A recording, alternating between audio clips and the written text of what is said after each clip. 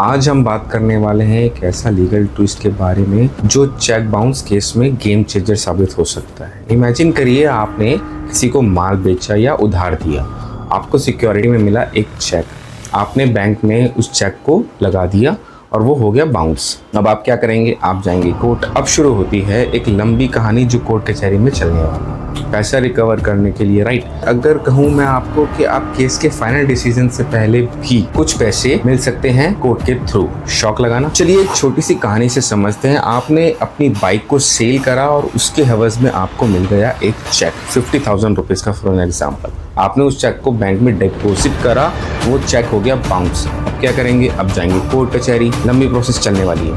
लेकिन मैं अगर आपको बोलूं कि इसके अंदर ट्विस्ट ये है कि अगर उस पर्सन ने जिसको मैंने सेल करा है और जिसका चेक मेरे पास है, वो कोर्ट में जाकर बोलता है जी मैंने कोई गलती नहीं करी है, आई एम नॉट गिल्टी, मैं नॉट गिल्टी प्लीड करता हूँ। अब मैं सोचूंगा जी यार अब तो ये केस लंबा चलने वाला है, अब पैसे नहीं मिलने वाले हैं। लेकिन यहाँ आता है पिक्चर में हमारा hero, section 143A of the NI act.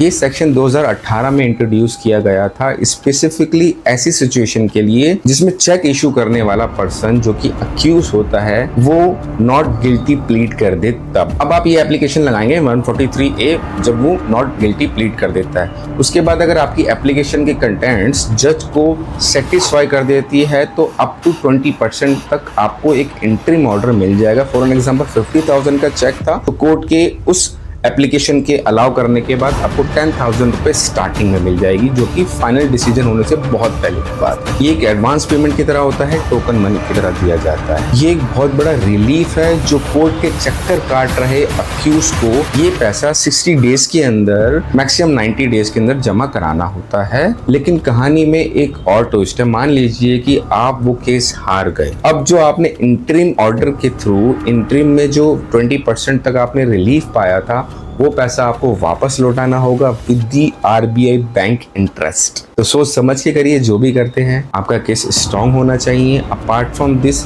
Interim relief, it's not free money. अगर केस आप हार जाते हैं तो आपको वो पैसा भी वापस देना होगा अक्यूज को और विद इंटरेस्ट देना होगा बैंक इंटरेस्ट। सेक्शन 143 ड्रॉवर पर एक इमीडिएट प्रेशर डालता है अब नॉट गिल्टी बोलने से पहले सोचना पड़े, क्योंकि जेब से 20% तक पैसे पहले ही निकल सकते हैं। फॉल्स डिफेंस को डिस्करेज करता है। ये कोर्ट का डिसीजन है, वो केस के फैक्ट्स देख रही है, ऑर्डर पास कर रही है, ये ऑटोमेटिक नहीं है। तो दोस्तों ये था सेक्शन 143A का पूरा एनालिसिस चेक बाउंसिंग केसेस में। ये एक पावरफुल टूल है पेई के लिए जो उन्हें केस के दौरान फाइनेंशियली रिलीफ दिला सकता है। याद रखिए 143A interim compensation up to 20%। कब? जब अक्यूज नॉट गिल्टी प्लीड करता है तब ये आप एप्लीकेशन लगा सकते हैं। और ये क्विक रिलीफ देने वाला, एक फॉल्स डिफेंस को रोकने वाला एक बहुत बड़ा स्ट्रॉन्ग हीरो है। पैसा इंटरेस्ट के साथ वापस भी देना पड़ेगा, ये भी मत भूलना अगर आप केस हार जाते हैं। ये आपका कोई सवाल है 143A से लेकर तो काइंडली कमेंट कॉन्टैक्ट अपने फैमिली और दोस्तों के साथ ये शेयर जरूर करें ताकि वो भी अवेयर हों इन पावरफुल फैक्ट से, लीगल फैक्ट से जो आप ही के लिए बनाई। Thank you.